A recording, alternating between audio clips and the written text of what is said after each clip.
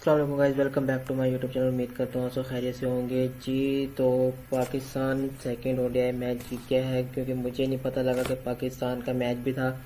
Because मैं थोड़ा busy होता हूँ वर्क के अंदर, तो इस वजह से मुझे नहीं पता लगा कि पाकिस्तान मैच जीत गया है।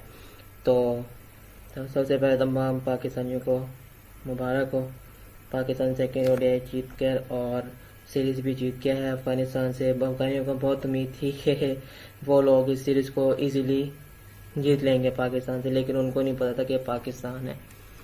हम पाकिस्तानी किसी भी टाइम कभी भी कुछ भी कर सकते हैं, हमसे उम्मीदें ना लगाया करो, ठीक है ना। हम किसी भी टाइम या तो हार जाएंगे या तो जीत जाएंगे, ठीक है।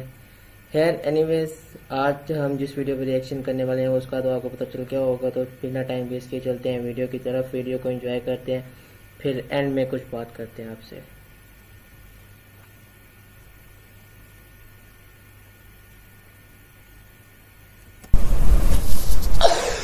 भाई मेरे पास टू बी ऑनेस्ट अल्फाज नहीं है जो मैच हो गया उसके बारे में ज्यादा बात करने के लिए। और मैं कहता हूँ मतलब नॉर्मली होता है ना कि जब आप अगली टीम जो है वो बड़ी फाइट कर रही हो और एंड में आके इस तरह हार जाए तो आप कहीं ना कहीं ताली में रहते हैं, यार वेल प्लेड डिजर्विंग थे, लेकिन हम जीत गए, ये हो गया वो हो गया। लेकिन इसमें ऐसा कुछ भी नहीं मैं कहूंगा, क्योंकि निहायत ही घटिया और थर्ड क्लास हरकत एक दफा फिर से मेरे अफगानी दोस्तों, मतलब मुझे इतने पसंद है, मेरा कहीं ना कहीं कनेक्शन भी है अफगानिस्तान के साथ, लेकिन यार इतनी गंदी और इतनी छोटी हरकत फिर से कर दिया।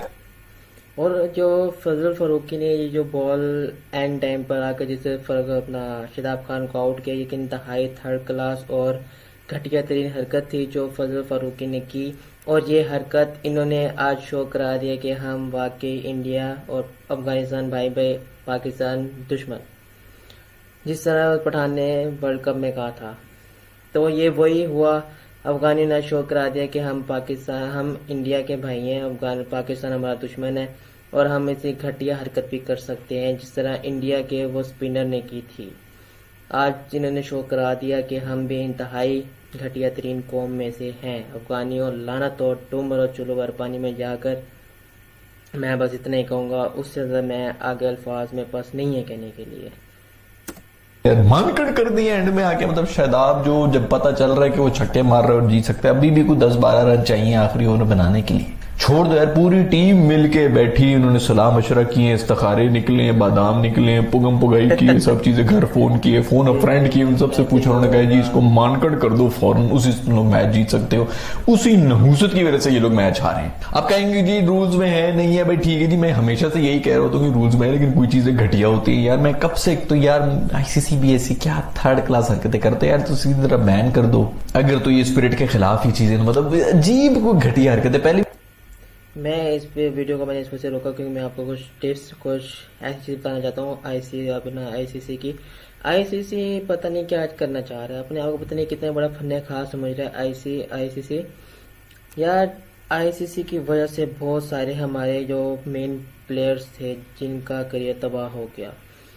सबसे बड़ा करियर तबाह कर किया है रमीज राजा ने, अपना आमिर का और वहाब रियाज का और अपना इन दो का ही, ठीक है, और इमाद वसीम का भी, इन तीन का, ठीक है। आमिर ने खुद रिटायरमेंट इस वजह से ली क्योंकि रमीज राजा ने उसको प्रेशर डाला था और उसके कुछ मिसबा और वकार यूनुस के साथ नहीं बन रही, जिसकी वजह से उसने टीम से रिटायरमेंट लेने का ऐलान कर दिया।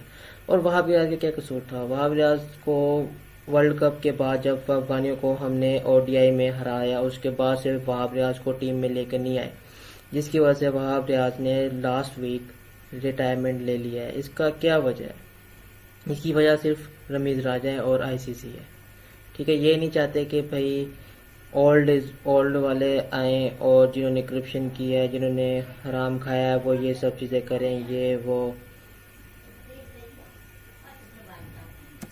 भी मैंने बताया कि यार इसका सिंपल सा सोल्यूशन ये है कि आप सीधी तरह जो है वो वार्निंग दे दे, एम्पायर वार्निंग दे दे कि बाहर निकल रहा है और 5 रन माइनस कर दो। अभी इस मौके के ऊपर अगर पाकिस्तान के 5 रन माइनस हो जाते तो सब ने शादाब को गालियां देनी थी कि यार तू क्यों नहीं बाहर निकला है। लेकिन अजीब कोई घटिया हरकतें, मतलब पूरी टीम मिल के जो है वो फिर सलाह मशवरे के बाद उन्होंने ये डिसाइड किया कि हम ये घटिया हरकत करेंगे और इसी वजह से हम जीत जाएंगे। फारूकी साहब लख दी लानत है आपके ऊपर भी। वैसे अच्छा भला कहीं ना कहीं दिन में हो रहा था कि पाकिस्तान के ऊपर तब चढ़ रही थी कि डिजर्व ही अफगानिस्तान करता जीत जीतना, लेकिन जब ये हरकत की ना उसके बाद कहा कि भाई अब तो डिजर्व करता है कि पाकिस्तान ही जीते, किसी तरह ये हार जाए, जो भी हो वही हुआ। मेरा दोस्त नसीम, मतलब ये कहते हैं ना कि हिस्ट्री रिपीट करती है, लग रहा था कि वही मैच हो रहा है दोबारा। और इस पिछली बार तो फिर कुछ छक्के वक्के मारे थे, तो मासूमों के ऊपर एज के जरिए जो अल्लाह ने दिखा दिया कि भाई मैं अगर इनमें जिताना हो ना तो मैं एज निकाल के भी चौका करवा सकता हूँ। और इनके ख्वाबों में भी नसीम शाह आएगा, वो था ना कि मैं तेरे ख्वाबों में आऊंगा, मैं तेरे ख्वाबों में आऊंगा, वो वाला सीन हो गया। नसीम शाह भी इनको कह रहा होगा यार इसको ना, नसीम शाह को अमेरिका से दूर रखो, उन्होंने इसको भर्ती करके जर्नैल बना के अफगानिस्तान में दोबारा भेज देना कि आप फतह करके आओ, क्योंकि इसके ऊपर वो खास करम है। पता नहीं बचपन में मस्जिद के बाहर से किस अफगानी ने इसकी चप्पलें उठा ली थी यार, बाहर चोरी कर ली थी, जो इसका गुस्सा खत्म ही नहीं हो रहा अफगानिस्तान के ऊपर। बाहर से बैठा हुआ ये सब कुछ देख रहा था, इसकी आंखों में नजर आ रहा था कि भाई आज मैंने इनको नहीं छोड़ना जब मैं ग्राउंड के अंदर आऊंगा। और वही हुआ जब आया ग्राउंड में, और इसके सामने पिछली बार भी आसिफ अली के साथ उनकी बदतमीजियां की थी,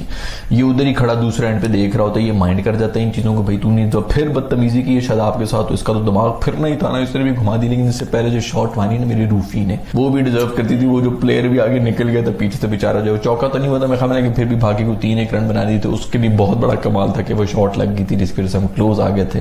खैर जो भी हो, जो इनिंग्स खेली ना शादाब मेरे बॉय ने यार, उससे खूबसूरत इनिंग्स कोई नहीं हो सकती थी। उसके अलावा जो भी हमारे बैट्समैन थे एक तो फिर से स्ट्रगल कर रहे थे, लेकिन बनाई सारी गेम शेडी नहीं थी। खैर नसीम को खुदा के लिए कोई सिक्योरिटी वगैरह दे दो भाई, ये ऐसी मेंटल किस्म के लोग हैं, कुछ पता नहीं चप्पल शप्ले मार रहे हो, अभी भी जो है वो बस के ऊपर चप्पलें मार रहे होंगे, इसके अंदर नसीम को बाहर निकालो, नसीम को। खैर मैच पाकिस्तान और अफगानिस्तान का हो रहा था, चोरी नजरों से फिर बहुत से लोग जो है वो देख रहे थे इस मैच को कि इसका रिजल्ट क्या निकलेगा। और पिछले मैच में भी इसी तरह हुआ था, पाकिस्तान जब स्ट्रगल कर रहा था, कोई 200 पता नहीं 250 रन मुश्किल 200 रन बल्कि बनाए थे, तो सब लोग बड़े खुश थे कि नहीं पाकिस्तान के तो हालात खराब हो गए। इतने में इन मासूमों से 60 रन भी नहीं बने जब ये आए हैं। उसके बाद जब आज इन्होंने 300 रन बनाए हैं, तो उसके बाद फिर बड़े खुश थे कि भाई ये तो ले जाएगा अफगानिस्तान, लेके जा भी सकता था, क्योंकि ऐसी पिच उसके ऊपर इतना बड़ा ग्राउंड था, 300 रन जो है वो अच्छे खासे रन थे। छक्के वक्के तो उधर लग नहीं रहते, लेकिन फिर भी हमारे सारे बैट्समैन जो है वो छक्के मारने के चक्कर में आउट हो रहे थे कि हम छक्के ही मारेंगे भाई, गैप्स के अंदर से निकालो यार, कोई प्लेसमेंट वगैरह नाम की भी चीज होती है, कोई टाइमिंग शाइमिंग के नाम की नहीं, टुल्ले मार रहे हैं बस, निकलो किसी तरह छक्का हो जाए। खैर टुल्ले की वजह से एंड में एज भी निकली है। होता ही है ना कि बस बैट इतनी जोर से घुमाओगे कम से कम एज पे भी जो है वो चौका वगैरह हो जाए, उसी वजह से हम लोग जीत भी गए मैच। लेकिन मेरा एक सवाल है, वो मुझे ये बताएं, ये सब बातें जो है मानखड़ के बारे में हो रही, नसीम शाह के बारे में हो रही, जो उससे पिछले ओवर के ऊपर लास्ट बॉल के ऊपर जो शादाब ने छक्का मारा था, वो नो बॉल क्यों नहीं दी गई थी? ये पता नहीं कौन है, बांग्लादेश का ये रेफरी अंपायर जो भी है, ये वहां का आया हुआ है कोई, मुझे ये इसके ऊपर आईसीसी कोई हरकत नहीं कर सकती, ये नहीं फिक्सिंग में आ सकता कि यार ये पता नहीं किस किस्म के किधर मिले में और क्या डिसाइड, क्या कोई थर्ड क्लास डिसीजन दी है, छाती के ऊपर बॉल आ रही है, उसने वहां से छक्का मारा है उसको उठा के, और नो बॉल ऊपर तक गई भी नहीं है, इसके ऊपर रिव्यू नहीं ले जा सकते। अभी पूरे आईपीएल के अंदर इसके ऊपर रिव्यू हो रहा था यार, कोई आईसीसी कुछ खुदा का खौफ कर लो यार, मतलब कौन से जमाने में रह रहे हो? ऐसा भी कुछ नहीं है कि कोई ये रूल जो है कोई नई टेक्नोलॉजी डालनी पड़ेगी, भाई वही टेक्नोलॉजी वही सब चीजें पहले से पड़ी हुई हैं, तो बता दो। ये भी इतना क्रूशल टाइम के ऊपर आके इस किस्म की गंदी डिसीजन दी है, जिसके ऊपर मतलब एक एक्स्ट्रा बॉल होनी थी, एक रन तो एक्स्ट्रा पड़ना ही था, वो जो बॉल होनी थी उसके ऊपर चौका छक्का पड़ जाता, कुछ भी हो रहा था, सिंगल ले लेता शादाब जो है कम से कम स्ट्राइक पे आ जाता, पूरे का पूरा मैच चेंज हो गया था सिर्फ इस एक बॉल की वजह से। और वो नो बॉल नहीं दी, और उसके बारे में कोई बात भी नहीं कर रहा, क्योंकि बस वो बाद में मैच जो हम जीत गए और बाद में इतना सब कुछ और इतनी गंदी हरकतें इन्होंने कर ली कि वो गंद तो छुप ही गया। लेकिन मैं नहीं भूलूंगा भाई, ये निहायत ही घटिया और थर्ड क्लास हरकत थी जो कि अंपायर साहब ने उधर की थी। ये नो बॉल ना देने का हमारे ऊपर कुछ जबरदस्ती का ये कुछ ठेका हुआ है यार कि इनके खिलाफ बस नो बॉल नहीं देनी। खैर यार, इससे पहले जो इनिंग्स खेली थी इमाम ने, उसने एक बार फिर समय बचा दिया बेचारे की, जो 100 तो नहीं हुई, 90s के अंदर वो आउट हो गया था, लेकिन उसने फिर हमें बचाया है, वरना तो हम इसके भी करीब नहीं पहुंच रहे थे। वही एक सॉलिड खेल रहा था उसने और बाबर ने मिलकर, बाबर ने भी 50 मारी थी, जिस वजह से हम कहीं करीब भी पहुंच गए। इतने प्रोफेशनल तरीके से हम चेज कर रहे थे और उसके बाद फिर ऐसे कोई हम लेटे, हमने ऐसी लिद की है कि हालात यहां तक आ गए थे कि आखिरी बॉल पे जो है वो आखिरी ओवर के अंदर मैच शुरू हो गया था और उसके अंदर किसी को जीतना पड़ रहा था और बड़ा मार मार के हम जीत ही गए। लेकिन टू बी ऑनेस्ट शर्मिंदगी हो रही है और शर्मिंदगी होनी भी चाहिए कि इस तरह हम जीते हैं। लेकिन ये जो एंड में इन्होंने इस मारकर उसका हरकतें कर दी थी ना, उसके बाद से फिर बंदा ये कहता है कि यार बहुत अच्छा हुआ है कि ये हारे हैं। अदरवाइज मैं इसी किस्म का बंदा हूं कि जब इस तरह की टीम अगर हम जीत जाएं तो हमेशा यही कहता हूं कि भाई ये कोई खुश होने की बात नहीं है, क्योंकि निहायत ही कमजोर और घटिया परफॉर्मेंस थी। याद तो आई हमें इस दफा इमाद हुसैन की भी याद आई, आसिफ अली की भी याद आई। मैच हम जीत गए तो इसलिए सब भूल गए, लेकिन बाकी उनके जो है ना वो इनिंग्स एंड में जो 20 रन की होती है, 20-25 रन भी बन जाए अगर स्पीड से, तो वो बहुत ज्यादा करामत साबित होते हैं और उसके अंदर कहीं चेस के अंदर वो भी ऐसी सिचुएशंस के अंदर हमें बहुत ज्यादा फायदा दे जाते हैं। मैं तो पहले भी एक पूरी वीडियो बना चुका हूं जिसके अंदर मैंने यही बात की थी कि इमाद वसीम का मेरे ख्याल में टीम के अंदर होना चाहिए। खैर बॉल स्पिन हो रही थी, टर्न हो रही थी, हमारे बैटर्स जो है वो वेट कर रहे थे कि कब ये स्पिनर्स को हम सी ऑफ कर दें, तो उसके बाद जब ये फास्ट बॉलर्स एंड में आएंगे 4-5 ओवर्स उनके होंगे तो उनके अंदर हम मारेंगे, तो उसके अंदर वो भी चेंज ऑफ पेस कराना शुरू हो गए, वो भी स्पिन कराना शुरू हो गए। इसी के ऊपर मैं बात करना चाहूंगा कि हमारे इसकी जो हाईलाइट है इस पूरी गेम की वो ये है कि बाबर इस दफा किसी स्पिनर के हाथों आउट नहीं हुआ, इस दफा मीडियम पेसर के हाथों आउट हुआ। लेकिन मीडियम पेसर ने भी उसको कराई थी चेंज ऑफ पेस, जो कि मर मर के स्पिन बॉल ही हो गई थी। मतलब वो फिर एक तरह से स्पिनर के हाथों ही आउट हुआ है। क्या चलो यार, जो भी हो मैच इनका जीतना डिजर्व तो नहीं करते, लेकिन फिर भी गुरबाज की जो इनिंग्स थी उसके बारे में बात तो करनी पड़ेगी। 150 रन बना दी यार पाकिस्तान के ऊपर। मेरे ख्याल में कोई पहला विकेट कीपर है जिसने 150 रन बनाया पाकिस्तान के ऊपर। दूसरे नंबर पे धोनी आया था जिसने मेरे ख्याल में 148 इस तरह कुछ किए हुए थे। और क्या खूबसूरत इनिंग्स खेली। मतलब पिछले मैच के अंदर जो हमने पूरा टेरर मचाया था कि हमारी पेस, हमारी पेस, हमारी बॉलिंग, ये हमारी बॉलिंग, वो सारी वो समंदर की झाग की तरह जो है नीचे बैठ के ठुस होके बैठे हुए। हमारे कप्तान भी जो है उन्हीं को लगा रहे हैं फास्ट बॉलर्स को। भाई पता चल गया 6 ओवर्स में ही कि पिच के अंदर कुछ भी नहीं है, फास्ट बॉलर्स को कोई असिस्टेंस नहीं मिल रही, तो यार बस कर दो। 11वें के 12वें ओवर में कहीं मेरे ख्याल में स्पिनर आया, भाई थोड़ा पहले स्पिनर ले आते। स्पिनर को मिल भी रही थी असिस्टेंस, लेकिन तब तक वो 11 ओवर खेल के बिल्कुल सेट हुए थे। उसके बाद मार के उन्होंने हमारी जो है ना वो बिल्कुल ही भुरकस निकाल दिया था। इतना मारा है उस गुरबाज ने। वो दूसरा भी जिसके साथ जरदान था कि क्या नाम है उसका, वो भी खड़ा रहा है, उसने भी स्कोर बनाया था। कोई 150 रन 200 रन के ऊपर ये पहुंचे हुए थे और कोई आउट भी नहीं हुआ था। इतना मार के यार, दुनिया का बेस्ट बॉलिंग अटैक जो हमने वो एक टेरर बनाया हुआ था ना, वो हम पे ही वापस आ गए। खैर इनकी ये हरकतें कर रहे होते कि मानकड़ वगैरह उनकी घटिया हरकतें कर रहे होते। हमारा बाबर आजम जो है वो खुद जाके उसको कांग्रेचुलेट कर रहा है और वो सर पे हाथ रख के उसको कह रहा है कि बेटा अब यहां से तुम्हारी जो है ना आरती ही उठेगी, वापस आएगी, तो ये पति का घर ही तुम्हारा घर है। ये इस किस्म के जो है वो शुभकामनाएं दे रहा था बाबर जाके। शाहीन ने भी मेरे ख्याल में उसको आउट तो किया, लेकिन जाके उसको शाबाशी भी दी है, बाकी भी रिजवान भी गए, सब शाबाशियां दे रहे हैं। इनके लड़के जो है वो आके मानकड़ कर रहे हैं यार, घटिया हरकत कर रहे हैं। तो यार तुम लोग हार जाते हैं ना, कसम से सब यही कह रहे थे कि भाई इन्होंने दिल जीत लिया, जो कि अक्सर हम भी अपने बारे में कहते हैं कि कोई नहीं मैच हार गए लेकिन क्रिकेट की जीत हुई। तो हम भी इनके बारे में कह देते कि आज क्रिकेट की जीत हुई, लेकिन तुम लोगों ने जो मानकड़ करके फिर वो नो बॉल जो नहीं दी है, घटिया और छोटी हरकत कर दी। खैर राशिद खान फिर से पागल हुआ था। राशिद खान ने आके, मैं सही बताऊं तो इमाम को खुद ही अपनी बॉलिंग के ऊपर उसका कैच जो वो ड्रॉप किया और उसके बाद 49 के ऊपर था बाबर और उसको भी उसने भी एज निकाल दी थी। बिल्कुल बीटन था और वो स्लिप के साइड से जो निकल के चली गई थी। स्लिप में कैच था वो बेसिकली। खड़ा हुआ भी था, नबी मेरे ख्याल में खड़ा हुआ था और फिर भी वो आउट नहीं हुआ। ऊपर से 50 भी उसकी हो गई। तो ये 2 कैचेस वहां पर अगर हो जाते तो गेम तो तभी ओवर हो चुकी होती थी।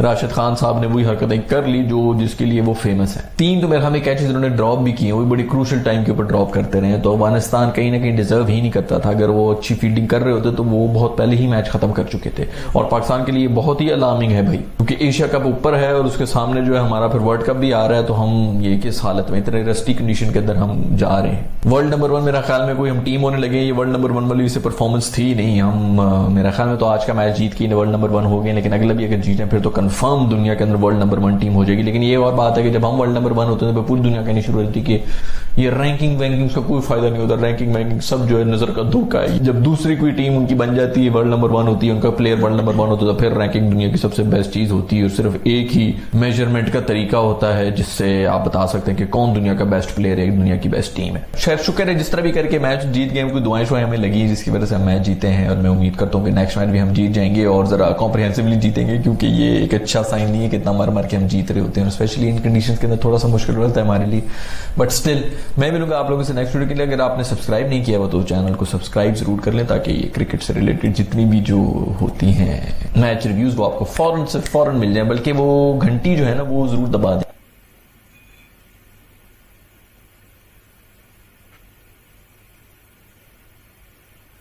जी, तो ये था वीडियो का रिव्यू। तो मैं आईसीसी की बात बताया था। आईसीसी की और रमीज राजा की वजह से पाकिस्तान के बहुत से ऐसे प्लेयर हैं जिनका करियर तबाह हो गया।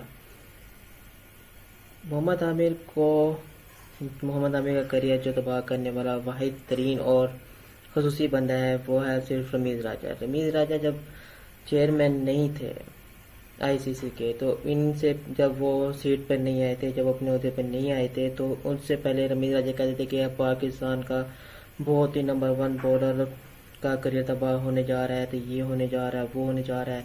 अभी उसकी यंग एज है, वो 28 साल का है और उसने 28 साल के एज में रिटायरमेंट का ऐलान कर दिया। ऐसा क्यों हुआ, क्या होना चाहिए, आप मुझे बताएं। फिर जब सीट आती है तो फिर आने के फौरन बाद ही रमीज राजा साहब चेंज हो जाते हैं। ये कहते हैं जी भाईजान तुसी जाओ पहाड़ च, मैनू मेरे पैसे का मतलब है, ठीक है ना। आमिर का करियर तबाह करने वाला सिर्फ रमीज राजा ही है। और मैं आप सबसे गुजारिश करता हूँ कि भाई आमिर के लिए आवाज़ उठाएं, आमिर को वापस टीम में लेकर आएं, क्योंकि आमिर ही एक ऐसा वाहिद बंदा है जो हमें डेथ ओवर्स निकाल सकता है। और शहीन शाह अफरीदी के बस की काम नहीं है। शहीन शाह अफरीदी के बस के काम होते हैं डेथ ओवर निकालने में, तो हम ऑस्ट्रेलिया से वर्ल्ड कप ना हारते।